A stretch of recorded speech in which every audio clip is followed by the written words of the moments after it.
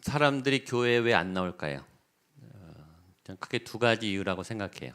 첫 번째는 교회에 다닐 필요가 없을 만큼 똑똑하고 삶이 좋으신 분들은 교회 안 나오세요. 굳이 기도하지 않아도 자기 아쉬울 게 없어요. 지금 잘 되고 있어요. 또 자신감이 있어요. 뭔가 지금 탄탄하게 자신감이 넘치고 본인의 지혜와 지식, 굳이 교회 가서 구차하게 굴지 않아도 나는 내 삶을 내가 살 수 있다라고 뭔가를 하나님이 아닌 다른 것을 믿고 그렇게 살고 있는 분들은 교회에 나오지 않죠. 또 하나 정반대인데 교회 안 나오는 분들도 있더라고요. 너무 죄가 많아서 교회 안 나와요. 미안해서 내가 교회를 더럽힐까 봐, 하나님한테 혼날까 봐, 죄인인 건 아는데 너무 내 인생이 하나님 보기에 부끄러워서 믿음은 갖고 싶은데 못 나오는 그런 부류도 있으신 것 같아요. 다 저희가 찾아가서 초대해야 되죠. 우리의 삶에 대한, 믿음에 대한 왜곡이, 하나님에 대한 왜곡, 말씀에 대한 왜곡, 하나님의 사랑, 하나님의 이 땅을 창조하신 목적과 계획, 우리의 인간 창조 계획, 내 삶의 목적과 이유, 이런 하나님의 진리들이 왜곡이 되면, 뒤틀리게 되면, 진리에서 벗어나면 이런 삶의 오류가 생겨나고 하나님하고 멀어지게 돼요. 그러나 하나님을 만나고 말씀을 듣고 또 말씀을 새기고 정리하기 시작하면 삶이 온전해져요. 하나님 안에 건강해져요. 그리고 삶도 건강해지고 또 겸손해지고 하나님의 뜻을 따라서 지혜와 명철이 생겨요. 근데 그것을 누가 공급해 주는 게 아니고 목사님이 따라다니면서 계속 알려주는 게 아니고 어떤 구역장님이 어떤 영적 리더가 계속 코치해 주는 게 아니라 이제는 내가 내 우물을 파고 내가 말씀을 찾고, 이 평소에도 중요한데 위기 때 중요해요. 뭔가를 결정해야 될 때, 그렇죠? 중요한 결정, 중요한 인생의 우리 가정의 문제에 대해서 결정할 때 그때 하나님의 도움이 필요하잖아요. 사실은 내가 할 수 없을 때, 내가 잘 모를 때, 헷갈릴 때, 도무지 아주 난처할 때 도대체 어떻게 해야 되는가? 그때 우리는 신께 기도하죠. 안 믿는 사람도 기도해요. 그때 평소에 이 훈련을 잘하면 그때 하나님의 음성을 듣고 하나님의 말씀의 인도하심을 듣고 그때 잘 결정할 수 있는 거예요. 특별히. 그리고 누군가에게 그런 도움을 줄 수 있는 거죠. 말씀이 등대가 되고 말씀이 빛이 되어서 여러분들의 삶을 인도해 주실 것을 믿습니다. 큐티는 그래서 굉장히 중요해요. 내가 말씀을 직접 캐내고 하나님의 지혜를 내가 얻고 말씀 안에 감추인 하나님의 지금 내 삶을 향한 뜻을 발견하는데 굉장히 중요한 도구예요. 그 도구의 핵심이 묵상입니다. 묵상. 말씀이 내 몸 안에 이렇게 퍼지는 거예요. 말씀이 처음에는 이렇게 확 와닿다가 은혜는요 이렇게 붙잡자면 날아가요. 어떤 인사이트도 좋은 생각도 영감도 그래서 잘하는 분들은 메모를 잘하죠. 딱 붙잡지 않으면 날아가 버려요. 하나님의 은혜를 이렇게 잡아서 내 안에 이렇게 퍼뜨릴 때 이게 시간이 걸려요. 이게 깨달음이 오고 내 마음에 자리 잡는데 이 말씀이 자리 잡는데 시간이 걸립니다. 이것이 익숙해지면 이게 깨달음과 묵상과 적용이 이제 같이 오기도 해요. 그러나 묵상은 이 말씀이 배이는 데는 시간이 걸려요. 그래서 그리고 그 말씀이 한 번만 깨달은 게 아니라 그 말씀 안에 열리면 또 열리고 열리고 열리고 하는 굉장히 엄청난 이 엑기스로 오기 때문에 이게 풀면은 굉장히 크게 풀려요. 넓게 풀립니다. 그리고 풀면 풀수록 많이 열려요. 다양하게, 풍성하게 열려요. 그래서 말씀의 은혜가 딱 하나가 아니에요. 그래서 그 말씀 안에 처음에는 그건 줄 알았는데 이게 가다 보면 또 새롭게 열리고 그래서 새 길이 열리고 새 마음이 생기고 새로운 힘이 나고 이 말씀은 무궁무진한 보석입니다. 이 말씀의 보화를 캐내는 여러분들 되시기를 축복합니다. 자, 적용입니다. 적용. 같이 한번 읽어보겠습니다. 9페이지 시작. 말씀에서 제시하고자 하는 대로 순종하기 위해 내가 어떻게 변화하여야 하는가 하는 방법을 찾는 것이 적용입니다. 적용은 깨달은 내용을 나의 상황에 대입해 보았을 때 내게 부족했던 것은 그래서 이제 어떻게 해야 할 것인가를 구체적으로 생각하고 실천하는 것입니다. 적용을 생각할 때 생각해야 할 점을 3P로 요약할 수 있습니다. 1번 시작. 개인적이어야 합니다. 2번 실제적이어야 합니다. 3번 가능한 적용이어야 합니다. 적용 그러면 3P 이렇게 기억하시고, 적용에서 맨 첫째 줄 제일 중요한 것은 내가예요. 내가의 동그라미 치세요. 내가 어떻게 변화해야 하는가. 내가, 적용은 누구에게? 나에게. 옆에 분을 향해서 적용은 나에게. 예. 꼭 은혜 받으면 남편이 이 말을 들어야 되는데, 우리 아들이 이 메시지를 들어야 되는데, 근데 그분은 늘 안 와 있어요. 꼭 은혜 받아야 될 분들은 여기 없어요. 꼭 저 밖에 있고, 혼나야 될 분은 밖에 있고. 그러나 하나님이 나에게 말씀하시는 거죠. 나는 맞고 나는 잘하고 있다고 생각하지만 그 말씀이 깨달아지는, 지난주 배웠죠. 말씀이 이렇게 걸려요. 탁 걸려요. 내가 완벽하지 않기 때문에 뭔가 하나님이 나에게 은혜를 주시고 깨달음을 주시고 새로운 내 모습을 보여주시고 또 내 삶에 어떤 데가 막혀있는 돌파구를 열어주시고, 그게 아닌 것 같아요. 내가 지금 고민하는 것과 그게 아닌 것 같아요. 처음에는 나는 이 문제로 고민하는데 하나님이 엉뚱한 걸 주시는 것 같아요. 근데 그래서 묵상을 하다 보면 이게 이상한 데서 풀려요. 그게 들어맞아서 연결이 돼요. 그때 막 소름이 끼치는 거예요. 이게 퍼즐을 맞추는 것처럼. 이게 하나님의 그림이 엉뚱한 데서 막 열려요. 그게 아닌 것 같아요. 이게 틀린 답인 줄 알고 하나님이 내 기도를 잘 이해 못하셨나? 그런데 묵상을 하다 보면 이게 걸린다고요. 뭐가 이 말씀이 걸려서 그걸 풀면 이게 풀려요. 그러니까 새로운 지혜죠. 내가 못 보던 길이. 그건 다른 사람들도 못 보는 거예요. 그러니까 그 말씀을 붙잡고 내 문제, 내 상황, 내 고민, 내 기도 제목과 씨름하셔야 돼요. 이 말씀이 나의 어떤 영역을 건드리시는가. 그 영역이 건드려지면 내 삶의 현장에 어떤 부분이 풀려야 되는가. 이게 기가 막히게 이게 기어가 맞듯이 이게 톱니바퀴가 맞듯이 맞아떨어 들어가요. 그러니까 묵상을 깊이 하셔야 돼요. 막 소름이 끼칩니다. 하나님이 정확하시네요. 적용은 나에게. 두 번째, 실제적으로, 프랙티컬, 구체적으로. 우리는 이렇게 적용하죠. 은혜 받았다. 믿음으로 살아야 되겠다. 오늘도 성령 충만하게 살아야 되겠다. 이번 한 주간 승리의 삶을 살아야 되겠다. 아무 일도 안 일어나요. 대충 말하는 거, 얼버무려 말하는 거, 그거는 아무것도 안 하겠다는 거예요. 구체적이란 말은 언제, 누구와 어디서, 어떻게, 무엇을 하겠다. 기도를 10분 하겠다. 아침에 6시에 10분 하겠다. 책상에 앉아서. 구체적이 수요일 날 누구와 만났을 때 이 부분을 이렇게 얘기해야 되겠다. 사람, 이름, 장소, 지명, 시간, 분량, 액수. 구체적일수록 좋습니다. 적용은 실제적으로 나에게. 세 번째, 가능한 한 적용을 하셔야 돼요. 은혜 받으면 헌신을 막 해요. 막 하나님 앞에 서원하고 하루에 성경을 10장씩 읽겠습니다. 매일 큐티를 하겠습니다. 불가능합니다. 처음부터 잘 안 돼요. 일주일에 한 번. 처음엔 그렇게 목표를 작게 잡으세요. 하루에 5분, 일주일에 한 3번 성경을 읽겠다. 그렇게 시작하셔야 돼요. 일주일에 큐티를 한 번 하자 해놓고 2번 하면 기분 좋잖아요. 그렇죠? 그렇게 늘려가시는 게 낫지. 6번 한다 해놓고 3번 하면 죄책감에 시달리세요.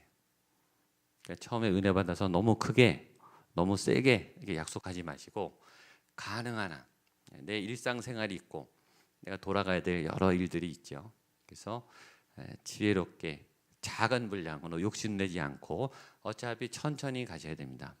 많이 한다고 빨리 되진 않아요. 큐티는 시간이 걸립니다. 그래서 조바심 내지 마시고 천천히 조금씩 하시면 됩니다. 저희 교국 이 구역 모임이 큐티 나눔으로 되어 있습니다. 그리고 우리 수요 여성 예배도 큐티 나눔을 하고, 큐티는 개인적인 하나님과의 굉장히 비밀스러운 왜냐 하나님이 깊은 것까지만 건드리세요. 내 아주 수치스러운 도저히 누구에게 말할 수 없는 그런 치부 죄를 건드리시니까 그렇죠? 내 아주 비밀스러운 일을 건드리세요. 그렇기 때문에 나눔을 굳이 하지 않아도 돼요. 사실은 하나님과 나만 아는 비밀이니까 그 부분은 그렇게 하시고 나눠야 될 때도 있습니다. 간증이 필요할 때가 있죠. 그래서 저희 교회는 큐티 나눔을 권장합니다. 여성 예배도 큐티 나눔을 해보면 아세요. 그리고 유익이 굉장히 많습니다. 우리 구역 예배도 큐티 나눔을 저희 교회 구역 예배는 성경 공부가 아니에요. 큐티 나눔이에요. 나에게 임하고 내가 변화된 삶을 나누는 것, 그것이 큐티 나눔이에요. 자, 나눔의 유익이 있습니다. 7가지인데 같이 한번 읽어보겠습니다. 1번 시작. 큐티의 지속성을 갖게 됩니다. 2번 지나치게 주관적으로 치우치는 것을 방지합니다. 3번 타인이 깨달은 바를 공유합니다. 4번 자기 정리가 됩니다. 5번 할 수 있습니다.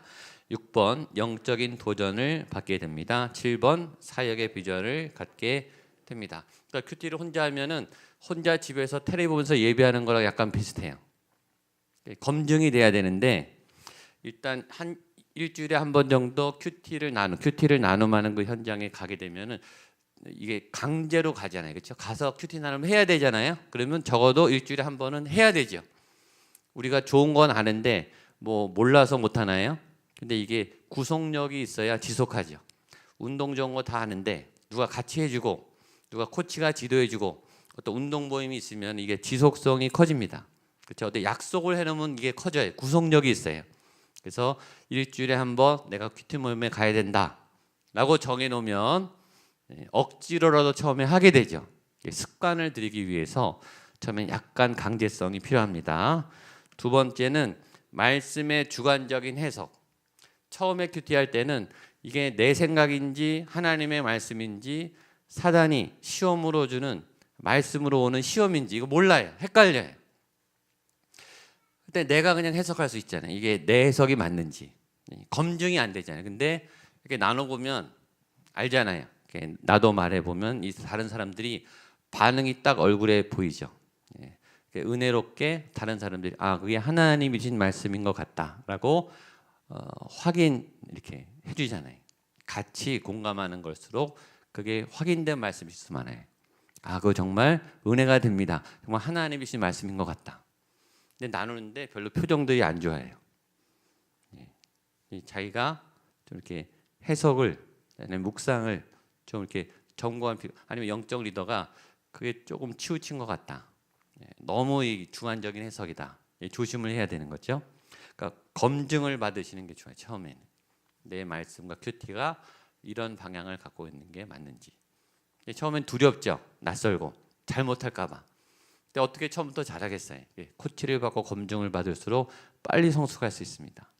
그러니까 큐티는 검증을 한번 받는 게 굉장히 중요합니다. 세 번째, 타인이 깨달은 바. 하나님은 굉장히 다양하시잖아요. 굉장히 다양한 모습으로 역사하기 때문에 나에게 오신 하나님이 아니라 저렇게도 역사하시는구나. 저렇게도 응답을 주시는구나. 저런 데서 저렇게 하나님이 도와주시는구나. 나도 그럼 저렇게 기도해 볼까? 이럴 수도 있죠. 그러니까 타인의 은혜가 감동이 같이 와서 같이 울게 되고 같이 은혜를 받고 내 신앙이 막 풍성해지는 거예요. 다양한 하나님. 그리고 네 번째 제일 아주 중요한 것 중에 하나는 내가 말해야 내가 정리가 돼요. 내가 은혜를 받았는데 이게 뭉뚱그려 있다. 내 속에 있으면. 근데 내가 말을 하면은 내가 소화가 되고 정리가 돼요. 말하면서 정리가 돼요. 근데 말하면서 정리가 안 된 건 아직 내가 은혜가 정리가 안 된 거예요. 그럼 다시 정리하셔야 돼요. 그러니까 나눠보고 얘기해 보면서 정리를 하는 훈련을 하시면 좋습니다. 다섯 번째는 그래서 같이 기도할 수 있게 되죠. 저분의 아픔, 저분의 기도 제목. 그러니까 큐티 나눔 방은 굉장히 어떨 때는 가족보다 더 친밀해져요. 또 큐티 나눔 방이 건강할수록 깊은 나눔이 되고 그것이 굉장히 결속이 강한 기도 공동체가 돼요. 그래서 급할 때, 가족들이 아플 때 제일 먼저 SOS 그쪽으로 보냅니다. 기도해 주십시오. 여러분 내가 힘든데 어려움을 도와달라고 전화할 데가 없는 사람처럼 불행한 사람이 없어요. 나 아픈데, 나 힘든데 전화해서 나 위해서 기도해 주세요. 우리 가족 좀 도와주세요. 큐티 나눔방 멤버들은 그게 굉장히 긴밀해요. 왜냐하면 많이 알거든요. 아픔을 많이 하고 고민을 많이 하니까 급하게 기도할 수 있죠. 도움을 요청할 수 있죠. 그것이 교회 공동체 아니겠습니까? 영적인 도전, 새로운 은혜, 저렇게 역사하신 하나님에 대해서 나도 도전하게 되고 꿈을 꾸게 되고 또 그런 사역도 이제 꿈꾸게 되는 거죠. 자, 큐티란 이것입니다. 같이 한번 우리 1번에서 9번까지 같이 큰 목소리로 읽겠습니다. 시작. 큐티란 하나님과 동행하는 것입니다. 2번, 큐티란 하나님과 3번, 큐티란 성경 속 보물을 찾는 시간입니다. 4번, 큐티란 현재와 미래의 약속이 있는 연습입니다. 말씀 읽겠습니다. 망령되고 허탄한 신화를 버리고 오직 경건에 이르기를 연습하라. 육체 연습은 약간의 유익이 있으나 경건은 범사에 유익하니 금생과 내색에 약속이 있느니라. 아멘. 경건에 이르기를 연습하라. 훈련하라. 훈련은 실수가 많은 거예요. 그러니까 부끄러워하지 마세요. 내 큐티가 잘했는가? 틀릴 수 있어요. 잘못될 수 있죠. 생각이 엇나갈 수도 있어요. 적용이 이상할 수도 있어요. 누가 처음부터 잘해요? 저도 아직도 미숙해요. 저도 오류가 많아요. 제가 다 하면 제가 신이죠. 그죠? 제가 다 맞추겠죠. 제가 다 척척하겠죠. 그런 사람은 없어요. 그죠? 연습을 하고 훈련을 하고 다듬어지고 깎여지고 매일매일 회개할 게 나오고 매일매일 모자람을 느끼고 그러나 매일매일 성장하고 또 매일매일 견고해지고 그런 거죠. 같이 배워나가는 겁니다. 5번 시작. 큐티란 영혼의 일기를 6번 큐티란 개인의 삶과 사역을 이끌어가는 힘입니다. 7번 큐티는 신앙의 마라톤 8번 큐티란 주신 말씀을 기억하고 순종하는 훈련입니다. 9번 큐티란 나의 뜻을 내려놓는 것입니다. 나의 뜻을 내려놓기가 쉬워져요. 우리가 아는데 못 내려놔요. 내려놓아야 되는 거 자기 부인. 그걸 누가 몰라요. 근데 못 내려놔요. 이게 안 내려져요. 내 시간이 아깝고 내 돈이 아깝고 내 마음 써주는 이 사랑이 아까워요. 이게 아깝다고요. 근데 아깝지 않은 마음이 생겨요. 전혀 안 아까워지고 잘했다는 생각이 들고 뿌듯하고 흐뭇하고 하나님이 주신 마음이 있어야 나를 내려놓을 수 있죠. 자, 큐티가 주는 축복 10페이지입니다. 1, 2, 3, 4 1번 시작. 우리의 마음을 움직입니다. 2번 잘못된 버릇과 습관을 고칩니다. 3번 긍정적 자아상을 갖게 합니다. 4번 비전의 사람이 됩니다. 2번 잘못된 버릇과 습관을 고칩니다. 우리 남편이 들어야 되는데 그러시면 안 됩니다. 자, 큐티는 어느 목사님이 이랬어요. 친밀감은 급조가 불가능하다. 큐티는 하나님하고 친밀하는 건데요. 친밀감은 시간을 투자해야 돼요. 질도 중요한데 양도 중요해요. 자주 만나셔야 돼요. 하나님을. 일주일에 한 번 만나는 게 아니라 하루에 한 번 10분 만나는 게 아니라 오래 만날수록 친밀감은 깊어져요. 연애하는 우리 연인들 붙어 다니잖아요. 그렇죠? 붙어 다니는 것도 모자라서 손잡고 다니고 그렇죠? 떨어지기 힘들어하고 오래 같이 있는 것을 즐거워하죠. 좋아하죠. 큐티의 영성은 이렇게 조금씩 쌓여가는 거예요. 매일 조금씩. 말씀이요. 조금씩 쌓여가요. 그래서 이게 시간이 걸려요. 그러니까 1년, 5년, 10년, 20년. 서서히 쌓여가는 거예요. 이와 반대되는 영성은 이벤트 영성이에요. 집회 영성, 부흥의 영성. 업앤다운이 심해. 부흥회 때는 확 타올랐다가 뜨거운 마음일 때는 확 헌신했다가 그 다음에는 쭉 가라앉아요. 사역할 때는 불같이 했다가 은혜는 뜨겁게 받았다가 푹 떠거져요. 그거는 건강한 신앙이 아니에요. 이벤트 영성이. 행사했을 때, 집회할 때, 뭐 선물 줄 때, 막 좋은 강사 올 때 그때만 뜨거워요. 그 신앙으로는 세상을 이길 수 없어요. 큐티 형성은 잔잔하지만 꾸준해요. 점점 쌓여요. 그래서 큐티 5년 한 분하고 10년 한 분은 내공이 달라요. 무너지지 않아요. 흔들리지 않습니다. 흔들려도 금방 일어나요. 왜냐하면 이 말씀이 받쳐주기 때문에. 뿌리가 견고한 거예요. 여러분, 이벤트 형성을 가지 마시고 집회 형성이 아니고 이 말씀의 형성, 일상성의 큐티의 형성, 견고한 형성을 회복하는 여러분 되시기를 축복합니다. 자, 그 다음 페이지 보겠습니다.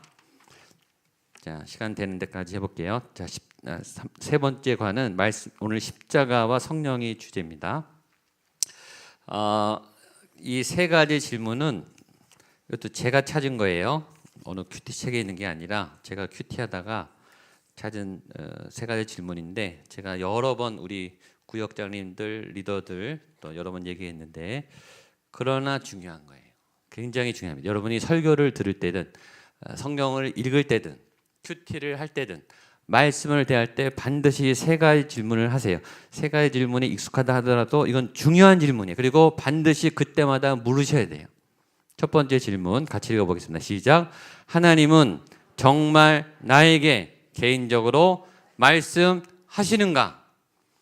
이걸 정직하게 이 질문을 묵상하시고, 정말 지금 오늘 하나님이 예배를 통해서 이 성경 본문을 통해서 나에게 직접 하나님이 전능하신 그분이 온 우주 만물을 다스리신 그 어마어마한 그분이 정말 나를 아시고 나에게 개인적으로 말씀하시는가? 대답해 보세요. 하나님은 정말 나에게 말씀하시는가? 아멘? 네. 안 믿어져도 일단 아멘 하세요. 아멘 하면 믿음이 생겨요. 그걸 믿고 시작하셔야 돼요. 이걸 믿고 예배를 드리는 사람하고 안 믿는 사람하고 달라요. 기대가 있는 사람과 하나님이 말씀하신다 라는 믿음으로 시작한 사람과 그렇지 않은 사람은 천지 차이예요. 그게 믿음이에요. 지금 말씀을 내가 볼 때 하나님이 이 말씀을 통해서 정말 나에게 지금 말씀하시는가? 굉장히 두려운 거예요, 여러분. 그게 정말 하나님의 말씀이라면 보통 사건이 아닌 거예요. 내 생각이 아니고 딴 사람의 의견, 어느 강사의 의견이 아니라 하나님이 정의로우신, 공의로우신, 지혜가 무한하신 그분이 하신, 나에게 하신 말씀이라면 이거는 무게가 다른 거예요. 무엇을 말하느냐보다 중요한 게 누가 말하느냐예요. 하나님이, 목사가 말하는 게 중요한 게 아니에요. 유명한 목사, 그게 중요한 게 아니에요. 하나님이 말씀하는 게 중요한 거예요. 여러분이 개인적으로 있을 때든 성경 공부를 할 때든 어떤 분에게 강의를 듣든 그게 중요한 게 아니에요, 여러분. 하나님이 그분을 통해서 어떤 메시지를 정말 나에게 주시느냐 이거죠. 그거를 사람들이 찾아다니는 거 아니에요, 그렇죠? 그 답을 찾아서 고행도 하고 대학교도 가고 내 인생의 답을 찾아서 가는 거 아니에요. 현자를 찾아서, 지혜자를 찾아서, 그래서 공부를 하는 거 아니에요, 그렇죠? 내 삶의 어떤 솔루션을 찾아서 다 다니는 거예요, 지금. 근데 정답을 말씀하신 그분이 나에게 말씀하신다면 그건 끝난 거예요. 끝난 거 아니에요, 그렇죠? 근데 그걸 내가 그걸 할 수 있다면 그게 제일 좋은 거죠. 두 번째 질문. 그래서 2번 시작. 나는 그 음성을 들을 수 있는가? 여기서 다 책임을 회피해. 나 못 들었어. 이렇게. 나 못 들어. 그래서 저분한테 들어야 돼. 그래서 다른 사람을 막 찾아가요. 목회자를 찾아가고 기도하는 분을 찾아가고. 그럴 필요가 없어요. 하나님이 이제 만인 제사장 다 열어놨어요. 누구든지 주님의 음성을 듣는다. 양은 목자의 음성을 듣는다. 근데 우리는 못 듣는다고 생각해야 편해요, 마음이. 나 못 들었으니까 내 책임 아니라는 거죠. 그러나 들을 수 있습니다. 아멘. 점점 떨리기 시작하시죠?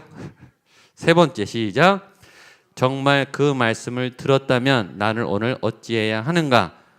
정말 그 말씀이 하나님의 말씀이라면 어떻게 하실 거예요? 오늘 주일 설교, 오늘 내가 해야 할 일, 내 이 고난이 거친 걸림돌이 아니라 디딤돌이라면, 만약에 지금 나는 엉켜있고 빠져있고 헤매고 있고 나는 절망하고 있는데 이게 만약에 디딤돌이라면, 그렇죠? 어떻게 해야 되는가? 말씀은 이루어져요. 그렇죠? 그 말씀을 붙잡고 이 말씀의 능력을 경험하실 수 있는 거죠. 소망이 생기는 거예요. 가능성이. 여러분, 어떤 말씀을 대할 때든 이 세 가지 질문을 가슴에 꼭 새기세요. 첫 번째, 하나님은 정말 나에게 말씀하시는가? 두 번째, 나는 들을 수 있는가? 세 번째, 정말 그 음성이 하나님의 말씀이라면, 정말 그분이 말씀하셨다면 어떻게 해야 되는가? 고민해야 되는 거죠. 기도해야 되는 거죠. 그렇죠? 그렇게 말씀의 사람으로 변해가는 저 여러분 되시기를 바랍니다. 이사야 말씀, 이사야 하나님이 세 가지 말씀 하셨죠. 잘 기억하실 거예요. 한번 따라하죠. 위로하라, 길을 내라, 선포하라. 한 번 더. 위로하라, 길을 내라, 선포하라. 우리 옆에 분을 바라보면서 한번 복습해. 위로하라, 길을 내라, 선포하라. 다른 분에게 위로하라. 내 백성을 위로하라. 길을 내라. 광야에 여호와의 길을 내라. 선포하라. 말씀을 선포하라. 아멘. 위로하고 길을 내고 말씀을 선포하고 모든 관계에 있어서, 만남에 있어서 일을 하기를 바랍니다. 성경에 패러다임이 있습니다. 성경은 성경을 보는 시각, 성경을 어떻게 읽을 것인가, 관점에 따라 굉장히 다양하게, 수십 가지, 수백 가지, 하나님은 다양하시니까 크게 네 가지로 제가 정리했어요. 첫 번째는 관계 패러다임입니다. 관계는 관리가 필요하다 그랬어요. 관계 패러다임의 핵심이 사랑과 용서입니다. 사랑이 곧 용서예요. 사랑해야 용서할 수 있으니까 하나님의 사랑으로 우리를 관계하시고 사랑으로 품으신 성경의 핵심 가치가 사랑이죠. 하나님이 사랑이시고 우리를 사랑으로 만드셨고 사랑으로 용서하시고 사랑으로 구원하시죠. 아버지와 그의 자녀, 부부관계 다 사랑하는 관계. 성경의 모든 이 믿음의 영역은 이 사랑으로 풀면 다 풀립니다. 가족관계로 풀면 다 풀려요. 이 비유가. 두 번째 영적 전쟁 패러다임, 선과 악의 싸움이죠. 끊임없는 싸움입니다. 창세기 3장부터 싸움이 시작되고 요한계시록 19장, 20장, 21장 마지막에 끝납니다. 계속 싸워요. 우리도 태어나자마자 세상과 싸우죠. 악과 싸우고 나와 싸우고 환경과 싸우고 계속 죽을 때까지 싸웁니다. 에덴에 죄가 있고 추방이 되고 또 죄악의 세상이 관영했고 홍수로 멸망했고 애굽의 땅에서 건져냈고 가나안 땅을 정복하고 수없는 전쟁, 그리고 그 마지막엔 그리스도의 승리로 되어 있죠. 세 번째는 예수님 패러다임이죠. 성경의 핵심, 성경의 정점, 성경의 주인공, 성경의 방향과 목적, 그리스도, 그리고 구원, 십자가, 부활, 모든 포커스, 모든 질문의 답은 예수 그리스도죠. 예수 그리스도에 초점이 맞춰져 있습니다. 구약도 예수님으로 다 풀립니다. 신약 역시 예수님으로 다 풀려요. 저와 여러분의 인생의 문제 예수님으로 다 풀립니다. 너무 뻔한 답 같지만 그러나 결코 뻔하지 않은 너무 중요한 답이에요. 예수님 안에 답이 있습니다. 그것이 예수 패러다임이죠. 비슷하게 그것이 중심 패러다임이에요. 중심은 이 하나님 세계관이, 하나님이 모든 이 창조의 중심, 통치의 중심, 그렇죠? 우주의 중심이 하나님이고 내 마음의 중심이 하나님이고 내 인생의 중심이 하나님이고 중심을 따라 다 영향을 받죠. 나 중심으로 살아가느냐, 하나님 중심으로 살아가느냐. 중심을 누가 차지하고 있느냐. 세상은 중심이 나예요. 기복주의고 이기주의고 그게 타락한 우상이죠. 믿음의 사람의 중심은 하나님이에요. 그리고 마음의 중심에 십자가가 있고 거기에 하나님이 계신가. 중심 싸움이에요. 도대체 이 중심에 누구를 앉히느냐. 전쟁도 그 싸움이에요. 내가 앉느냐, 내 욕망이 앉느냐, 하나님이 앉아 계시느냐. 그래서 십자가를 통해서 하나님이 그 일을 이루어 나가시죠. 십자가의 의미는 여기 5가지: 통합, 중심, 능력, 관문, 회복 이렇게 되어 있습니다. 십자가는 이렇게 성경을 관통하는 핵심 키워드죠. 핵심 가치예요. 예수님의 구원의 완성의 통로입니다. 사랑과 공의의 완성이죠. 사랑하면서 하나님의 공의를 지키는 아주 역설적인 해법입니다. 또 성경의 중심, 복음의 중심, 믿음의 중심이 돼 있고, 십자가는 죄와 죽음에 대한 것을 해결하는 하나님의 능력, 예수 그리스도의 능력이 나타나 있고, 부활을 여는, 영생을 여는 문이 되고 있고, 회복의 시작입니다. 창조의 회복, 에덴의 회복, 영생의 회복, 구원의 우리 생명의 회복, 이것이 다 십자가를 통해 있습니다. 그러니까 십자가를 뚫으셔야 돼요. 십자가를 뚫는다는 말은 나를 통과하고 죄를 통과해야 되는 거예요. 이 집중력을 가져야 돼요. 십자가를 돌파하셔야 돼요. 예수님과 함께 나의 십자가를 지고 십자가를 통과하셔야 되죠. 영적인 집중력, 그것이 십자가 안에 있습니다. 신앙생활을 오래 하다 보면 처음에는 헌신적이에요. 처음에는 다 순수하게 잘해요. 새 가족의 마음은 다 새로워요. 그리고 착해요. 순수해요.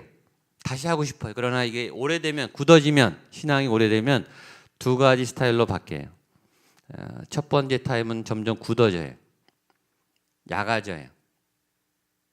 봉사도 많이 하고 참여도 많이 하는데 약은 크리스찬이 돼요. 계산을 해요. 하나님하고 교회하고 딜을 해요. 헌신은 하지만 실속은 또 막 챙겨요. 그러나 약은 크리스찬이 됩니다. 그리고 고집스러워져요. 자기 자리를 잡아요. 교회에서. 그리고 고집을 부려요. 자기 목소리가 커져요.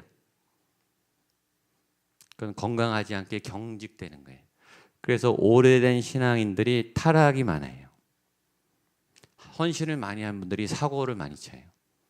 그게 바리새인들과 율법학자들, 하나님을 안 믿은 게 아니고 헌신을 많이 하고 성경을 가장 많이 알고 매 경건의 생활을 하는데 예수님한테 제일 많이 혼났어요. 영적 리더들을 야단치셨죠. 그러니까 신앙이 이게 성숙하는데 시간이 지나면 성숙해야 되는데 성숙하지 않게 되는 거예요. 조심하셔야 돼요. 제일 조심해야 될 사람들이 목회자예요. 중직자들이에요. 보이는 건 잘할 수 있어요. 자기 내면은 병들어요. 속이면서 다 할 수 있어요. 사실. 그러니까 순수해지지가 않아요. 교회에 오래되면. 신앙생활을 오래 하고 헌신을 많이 하면 야간인되니까요. 돈에 굉장히 인색해져요. 칭찬에 인색해요. 비판은 잘해요. 다 보이거든요. 이게 안 되는 게 보이거든요. 그러니까 격려와 축복은 안 하고 자꾸 야단만 쳐요. 간섭해요. 훈수를 둬요. 신앙이 건강하게 성장하지 않는 거예요. 그건 위기입니다. 그건 영성이 병들어가고 있는 거예요. 그래서 빨리 빠져나오셔야 됩니다. 또 한 스타일은 반대예요. 점점 더 어린아이 같아지고 점점 순수해지고 점점 더 겸손해지고 점점 더 부드러워져요. 굉장히 유연해요. 긍정적이 돼요. 그리고 칭찬을 많이 하고 인정을 많이 해주고 자기는 안 나서려고 하고 다 헌신하는데 뒤로 빠져있고 즐거이 헌신하고 돈에 인색하지 않고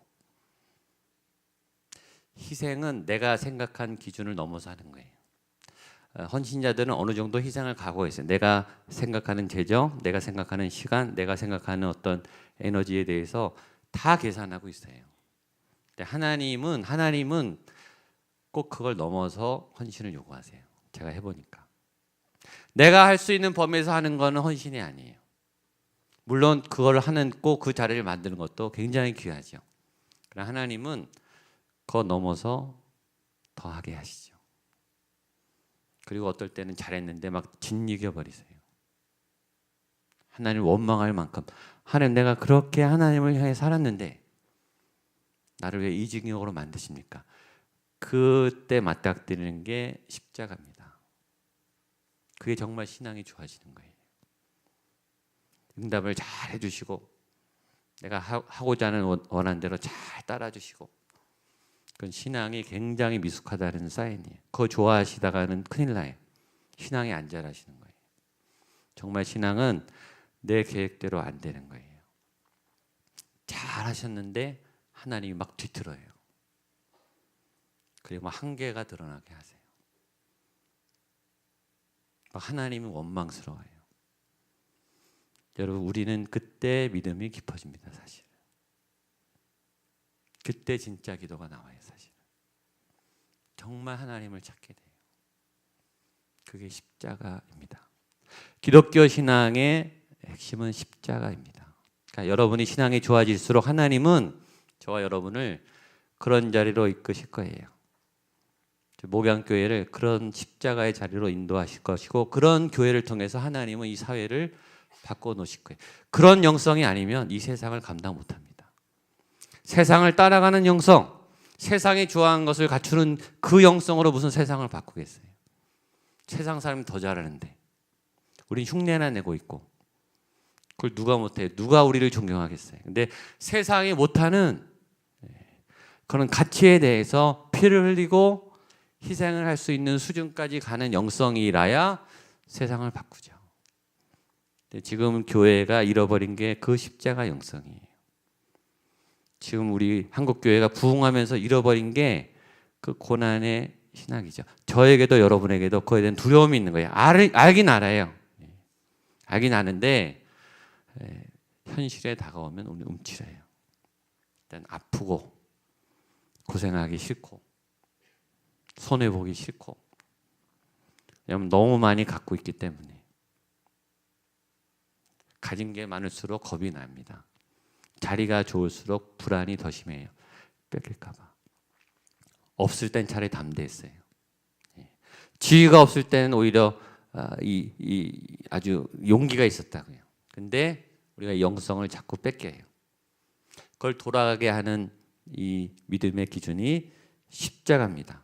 십자가의 모순과 역설 같이 한번 이것만 보고 오늘 마칠까 하는데요. 자, 1번 같이 해보겠습니다. 시작. 낮추는 자가 높아진다. 2번 나중된 자 먼저 되고 먼저 된 자 나중된다. 3번 약할 때 강해진다. 4번 비워야 5번 지는 것이 이기는 것이다. 6번 7번 죽어야 산다. 이론은 다 알아요. 여러분 이 반대가 애굽이에요. 애굽을 탈출했다는 것은 이 십자가가 아닌 이 세상적 가치관을 따르는 것을 말해요. 근데 애굽을 출애굽했다라는 것은 이 십자가의 신학으로 무장한다는 뜻이에요.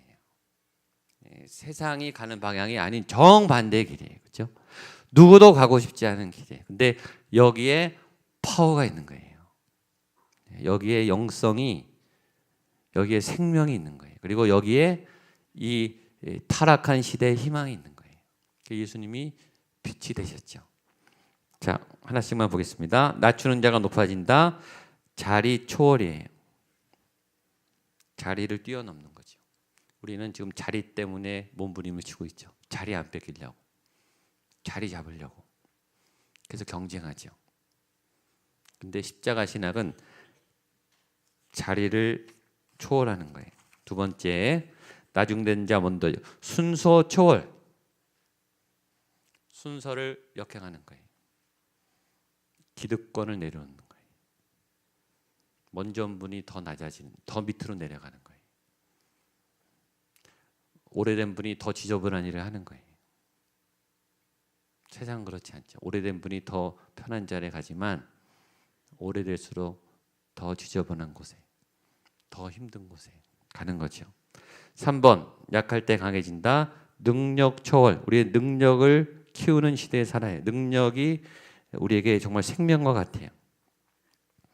그러나 하나님은 힘을 빼야 한다고. 네 힘을 내려놓으라고. 네 생각을 내려놓으라고.